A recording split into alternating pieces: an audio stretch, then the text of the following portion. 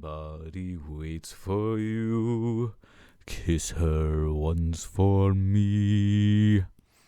'Tis the season, am I right, kids? Snow falls, decorations go up. Retail radios start blasting Mariah Carey every 30 minutes. The holiday season has transcended beyond iconic at this point, not just as an event itself, but also as a stereotypical feature used as set dressing for movies, games, and television. No matter where you look, December is analogous with this cheery, festive time. If you're familiar with this channel, you'll know that I like to focus more on personal stories rather than textbook factuals. For that reason, I recognize that the holiday season is full of many different celebrations. Kwanzaa, Hanukkah, Boxing Day, and Festivus all occur around the same time. But over here in the hair hole, Christmas takes center stage as the holiday that's crammed down my throat year after year. However, despite my hostile language, I find that every year I get less and less harsh with my disdain for the national holiday. Annual subjugation to the holiday happenings can cause just about any cynical gremlin to grow even more callous. But as I get older, I find myself maybe enjoying the Christmas season? Hop onto my time-traveling sleigh as I walk you back through the eras of a hare's life and track down where exactly this hatred came from, and why I find my heart to be growing 3 sizes with every passing year. I'm the hairiest hare, and this is Ranting Rabbit, a series where I create an unhinged word blizzard to relieve myself of the flurry of thoughts that enter my mind. Today's weather forecast provides us with the question I wish to ponder. With the holiday season around the corner, and myself in a position of getting older and less cynical in my age, allow me to step away from the video games for once and ponder this thought. Is Christmas really that bad? When I was a small lad, a little prepubescent hare with a sparkle in his eye, Christmas had its obvious appeal and hold over me. It was a time for tradition, for gifts wrapped in paper to heighten the element of wonder and surprise, and every year I was a sucker for that surprise. I am still able to vividly remember getting games, consoles, and many other smaller, less expensive gifts that held so much meaning to me. I still, to this day, remember getting Shrek 2 for the GameCube and walking from my grandmother's house to my own in the middle of a snowy night. This game that I had never asked for still was enough to fill me with childlike joy and wordless appreciation. Flash forward only a few years and I'm a teenager. Gifts weren't what they used to be. They didn't feel like small, appreciable tokens of love. They started to feel like half-ditch efforts to appeal to my ever-growing, ever-changing young adult personality and interests. That's not to say I didn't like them. That's also not to say I didn't smile and say thanks. That's just me pointing out the earliest roots of cynicism. It didn't help that entertainment surrounding Christmas at the time was beginning to take an equally cynical stance on the holiday hype. Movies, books, shows, what have you, all started to point fingers in the direction of Ebenezer Scrooge via their teenage characters. And while most episodes featuring these sarcastic subjects conclude with them learning the quote-unquote true meaning of Christmas, it was too late. My eyes had already begun to open. Maybe these cruddy characters with a critical gaze were truly onto something, and I needed to catch up, become a little more open to their ideas. Let's proceed to jump ahead by several more years. The era of being a young adult, where the law tells you you're old enough to be a full-fledged adult, but meanwhile, in my mind, I felt more like a lost stray puppy in the eyes of society. During this in-between stage of my life, I was an employee at a place that only furthered my goal to never truly grow up. Servant to the masses, I found myself under the retail sales thumb of most children's safe haven, Toys R Us. Toys R Us did many things for me in my life. One day, perhaps I'll go in depth with the experience, but for now, let's pull up the microscope and focus on today's topic. Because just like most retail businesses, Toys R Us had one dark period that overshadows most others. The dreaded holiday season. Floods of angry, irritable shoppers with greed and self-interest oozing out their eyeballs descended upon the establishment at the same time every year. Accompanying these husks of holiday hangering was the music. Oh God, the music. Retail employees all recognize in unison the dramatic shift in tone as the music playlist that fills the dead air of a store suddenly transitions into the twisted chimes and brass that signal the impending impending threat. I imagine I don't have to inform most of you. Holiday music is well known for its overwhelming positivity and romanticism. Every song has the same several phrases. Every tune falls in love with the same overdone concepts. That's ignoring the fact that every one of these jingly jams all kind of sound the same. So naturally, when these earworms creep their way onto the radio and blare out the loudspeakers for all to hear over and over, never once ceasing,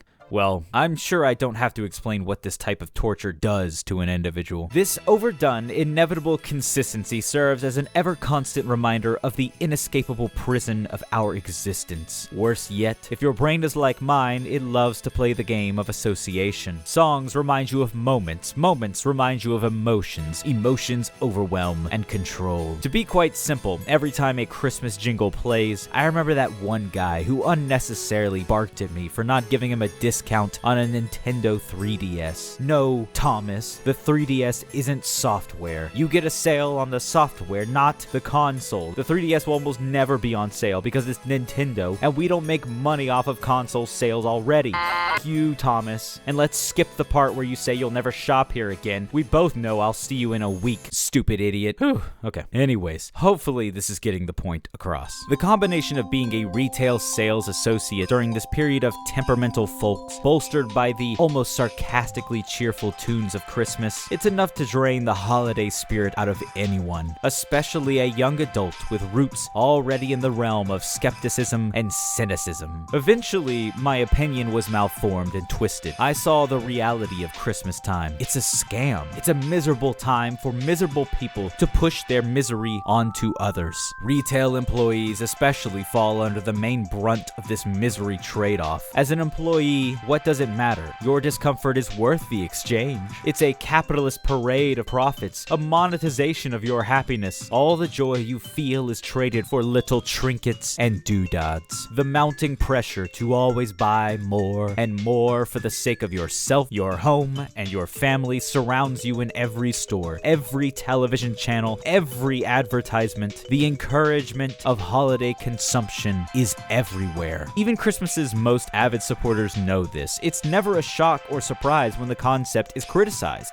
Why? How? What was it I was missing that kept me from enjoying the charade as much as the next person? How can it be possible to recognize something for its parasitic nature, but still find something to appreciate within? This leads us back to the present. As I've gotten older, something occurred to me that really shifted my perspective on the whole holiday experience. At the moment, I'm 27 years old. When you zoom out and look at the timeline of my life, something becomes a little more clear. Some may call it a somber way of thinking, however, I don't see it that way. Life is extremely finite. We have such limited time in this world, and sure, as an older kid or teen, Christmas feels more like this unavoidable requirement. Something you must do as mandated by forces beyond your control. And yes, when you begin to age a little further and feel that rebellious call of freedom, it's understandable to look at the whole shindig as a facade that needs to be broken away from. However, despite all of this, as an adult, I'm beginning to understand Christmas's value. It's the end of the year, another rotation around the sun, a time for you to reflect, recollect, enjoy the company of others, and show a little appreciation for those people's existence during this limited period of time you inhabit on this earth. There are only going to be a few more Christmases that I will live through, and I've spent enough time feeling cynical and angry at the inevitable. Now, I just want to enjoy the ride while I can. Countless families around the world attempt to use this time to cram as many tiny, treasurable moments in as they can. And while yes, it's stressful, it's cliche, it can be a twinge miserable for a long period of time, what about those moments of joy that Christmas music raves about? What about those pockets of happiness that so many of us work towards? What about those fleeting moments where someone opens a gift that you've given them and, even if it's subtle, even if it's brief, you watch as their face displays a flicker of happiness? Life is full of these fleeting moments, but we need to hold on to them. Life is about happiness. Happiness is found in these little moments, and these little moments are worth fighting for. My family is tiny. My friend groups are limited. Both aren't very affectionate. I'm not very affectionate. Yet, the moments we share during these holiday periods feel like moments I should attempt to find meaning in and hold on to. Like the last few bites of your favorite meal. Perhaps perhaps they shouldn't be taken for granted. Perhaps they should be savored and cherished for the rare little things that they are. To further my point, think of it like this. You were born into this world and will only exist on it for a short period of time. You share that brief window of time with those around you. Why not take a moment, even if it's only once in a calendar year, to show your loved ones what that means to you? Take the opportunity to soak in what there is to appreciate about these individuals, and let there exist a few fleeting moments where you surround yourself with people you want to be around. This year, I may not buy many gifts. God knows I can't afford it. But I do want to take some time to really let everyone know that everything we've been through over the past year has been meaningful to me, that I appreciate them more than words can allow. And no matter the suffering we may experience throughout the year, I can set it aside for a few snowy days where I smile and remember our time here is brief. So why spend it believing in something awful when you could believe in something wonderful? All this to say, I'm kinda over it. I'm done with hating Christmas. Maybe it's because I officially feel old, but I'm gonna stop wasting my time and energy on hating something that's honestly unique and special. At least I believe it can be those things if you allow it to. Regardless, no matter what you're celebrating or who you're able to celebrate it with, take a moment to appreciate what you have and those around you, even if it's not much. Thank you for spending some of your precious time with me this year. I hope to catch you down the road, and I can't emphasize this last part enough, especially around this season.